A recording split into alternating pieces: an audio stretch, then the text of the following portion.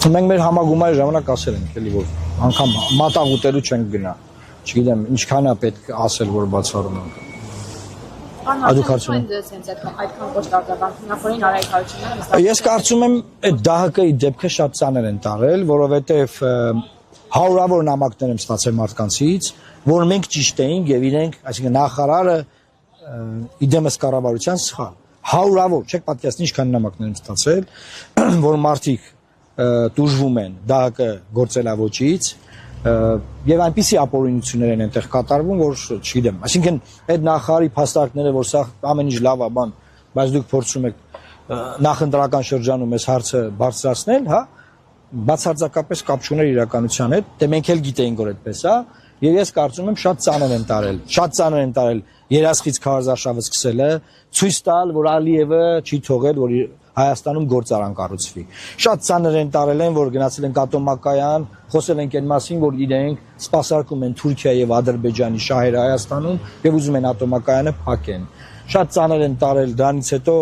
նաեւ մեր մյուս ակցիաները եւ հիմա էլ շատ ծանր են տանելու այն, որ ժողովուրդը հիմա իմացավ, որ 6.7%-ով փողը տվել են մասնավոր բանկերին, մասնավոր բանկերը վերցրել է, այդ փողը 17, 18, 19, 20%-ով տվել ժողովրդին եւ ավել տոկոսներով։ Եվ ոչ մի վերահսկողություն չկա, 0։ Ժողովրդի մասին մի գրամ մտածմունք չունեն այս մարդը։ Սա էլ են ծանր տանելու, այսօր էլ ձենը կլսեք։ Չգիտեմ, ով ուզում է լինի, իմ համար բանա տարբերություն չկա։ Պարոն Մանուկյան, ունեք մոտավորապես նախնական պատկերացում, թե խորհրդանում քանի տեղ կգրավեք եւ այլն։ Մեր պատկերացումը հետեւյալն է, ես արդեն մի քանի անգամ սրա մասին խոսել եմ, հիմա ուզում եմ օգտվելով այս առիթից նաեւ ձեր աջակցությամբ այս հարցը բարձրացնել։ Շուրջ 200,000 քաղաքացի չի ուզում իր ձայնը տալ ընդդիմադիր 3 խոշոր ուժերին։ Եվ ընդդիմադիր 3 խոշոր ուժերը իրար հետ վերցրած, եթե 4-րդ ուժը, այսինքն մենք չանցնենք խորհրդարան, այս իշխանությունը մնալու է։ Հիմա մեր կոչը, մեր ուղերձը 200,000 մարդուն է ուղղված, որ դուք ունեք հնարավորություն մեր միջոցով դառնալ ապագա իշխանության բաժնետերը, առաջինը ստանալ իշխանափոխություն, երկրորդը թույլ չտալ նախկին բարքերի վերադարձ, երրորդը բանակցային գործընթացում ունենալ մարդ, ով որ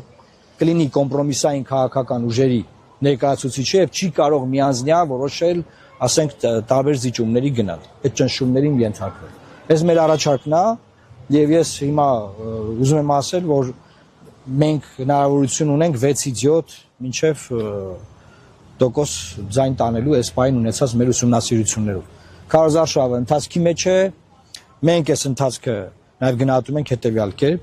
միշտ իմացեք, ուժեր կլինեն կսեն բարձր ռեյտինգով, կավարտեն ցածր ռեյտինգով, ուժեր կլինեն կսեն ցածր ռեյտինգով, կավարտեն շատ բարձր ռեյտինգով։ Դեռ այնպիսի բաներ են լինելու մինչեւ հունիսի 7-ը, որ դուք կզարմանաք։ Ինչ։ Հետաքրքիր քարոզարշավային բաներ։ Միայն մեր մասով չեմ ասում։ Միայն մեր մասով չեմ ասում։ Հետևաբար կանխատեսում եմ։ Հետևաբար կանխատեսել նաև այն իմաստով, որ հիմա սա քարոզչության 7-րդ օրն է։ Դեռ քարոզչության 7-րդ օրն է, եւ ես կարծում եմ, որ մենք շատ լավ գործով ցույց ենք տալիս, թե ոնց ենք աշխատում։ Եվ այդ խաղաղության գործընթացը հաստատված խաղաղություն, ասենք դարձակ, չգիտեմ, իշխանություն կամ կոալիցիա կազմեցիք ինչ-որ ուժի դարձակ, ինչպես եք շարունակելու։ Տեսեք, քանի որ մեկ ուժ չի լինելու իշխանության, մենք ունենք մեր մոտեցումները։ Անցնող ուժերը կունենան իրենց մոտեցումները։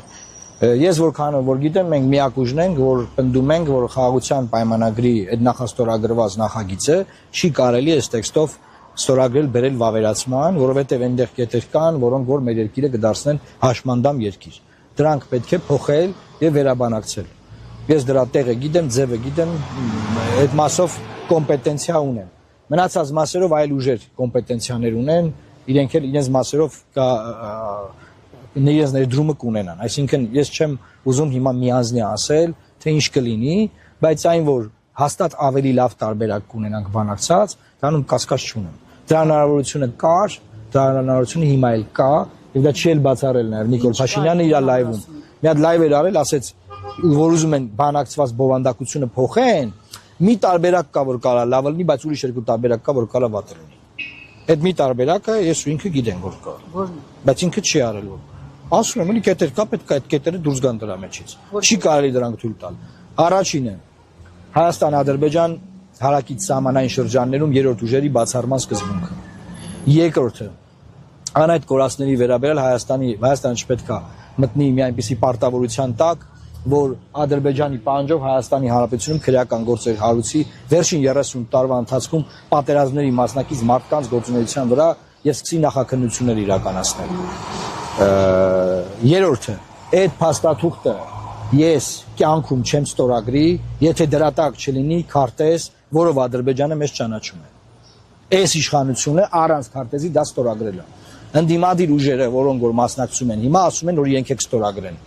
Մենք ասում ենք, որ առանց քարտեզի այդ փաստաթուղթը չենք ստորագրել։ Առանց քարտեզ նկատում եք հստակեցված չկա քարտեզ։ Ուրեմն Ադրբեջանը Հայաստանի Հանրապետությունը չի ճանաչել։ Ով ասում է ճանաչել է, խափում է, չի ճանաչել։ Չկա, ոչ քարտեզ կա, ոչ սահմանազատված սահմանները կան, ոչ մի բան չկա։ Իսկ Հայաստանը Ադրբեջանին ի տարբերություն հակառակ կողմի հայտարարում է քառակուսի կիլոմետրով ճանաչում։ Չի կարելի դա արցախցիների վերադարձը պետք է լինի այն շենքում նստող մարդկանց արտաքին քաղաքական գերատեսչության օրակարգում, սակայն հիմա բնականաբար նա իրատեսական հարց չի, բայց այն որ պետք է այդ հարցը լինի մեր արտաքին քաղաքական օրակարգում, դա միանշանակ է։ Այսօր իրատեսական չի, վաղը կարող է լինել իրատեսական, իսկ մեր արտաքին քաղաքական դիվանագիտական բանակցային զինանոցը դատարկել, բոլոր մեր քարտերից հրաժարվել եւ բանակցային գործընթացում մնալ ձեռնունայն, բացարձակապես թշնամական վարք է։ Չի բխում Հայաստանի Հանրապետության ժողովրդի շահերից։ Ոչ մի ձևով։ Որ լիներ իրենք էլ առաջ կմղեն։ Ով ասում։ Հիմա հնարավոր է այս ատոմակայանը երկարաձգել, ինչի՞ չեն երկարաձգում։ Ասում են որոշել ենք մոդուլային ստեղծենք, որը չկա, որպեսզի սա փագեն։ Ամբողջ օրակարգը սա փագելու մասին է։ Հիմա հնարավոր է տոկոսադրույքներն իջացնել, չէ՞, ինչի չեն իջացնում։ Ինչի՞ չեն։ Թշնամի են, ժողովրդի թշնամիներն են, ինչի՞ չեն։ Ուզում են ժողովուրդը վատ ապրի, ուրիշ բանաձև չունեն, որովհետև որ ժողովուրդը լավ ապրի, չեն կարող իրան խափեն ասֆալտով, չեն կարող իրան խափեն վարկով մանկապարտեզ սարքելով, չեն կարող իրան խափեն վարկով դպրոց սարքելով։ Չեն ուզում ժողովուրդը լավ ապրի։ Մեկի մի հատ ճիշտ հասկացա, որ Ադրբեջանի հետ հարաբերություններում դուք եւս կարևորում եք միջազգային, այսինքն երրորդ երկրի ներկայություն կամ 4-րդ։ Այդ գաղափարը տենց ինչ որ տարբեր տենց դեգերում է տարբեր տեղեր, ուրեմն ասեմ, բանակցությունների ժամանակ ես առաջարկել եմ եւ առաջարկը ընդունվել է, որ պետք է խաղաղության պայմանագրում լինի դրույթ կամ 3 պետությունների կողմից երաշխավոր ինստիտուտներ դրվելու կամ ՄԱԿ-ի անվտանգության խորհրդով մեր կողմից ստորագրված փաստաթուղթը եւ Ադրբեջանի կողմից ստորագրված փաստաթուղթը բանաձևով հաստատելու։ Սա է երաշխավորի ինստիտուտը, որի մասին մենք խոսում ենք։ Թեորիստներն ինչ են ասում, չգիտեմ։ Լսում եմ, չեմ հասկանում ինչ են։ Իշխանությունը ասում է, որ եթե իրենք չլինեն, կլինի պատերազմ։ Հիմա եթե հանկարծ իրենք չլինեն, դուք ինչպես եք կարգավորելու Ալիևի հետ հարաբերությունները։ Սուտ են խոսում։ Խափում են, ահաբեկում են, շանտաժ են ենթարկում սեփական ժողովրդին։ Որ իրենք չլինեն, պատերազմ չի լինի, իրանց եղած ժամանակ պատերազմում պարտվել ենք, եթե իրենք չլինեն, պատերազմ էլ լինի, այդ պատերազմում չենք պարտվի։ Հատեղ թեմա չկա, հարց չկա։ Ուրիշ հարցեր։ Եթե ուրիշ հարցեր չկան, ես շնորհակալ եմ ձեզ այս գարնանային առավոտը մեզ լուսաբանելու համար։ Կհանդիպենք հաջորդիվ։ Բաժանորդագրվեք Արմատ մեդիայի ալիքներին սոցցանցերում։ Հետևեք մեզ նաև Armat Media AM կայքում։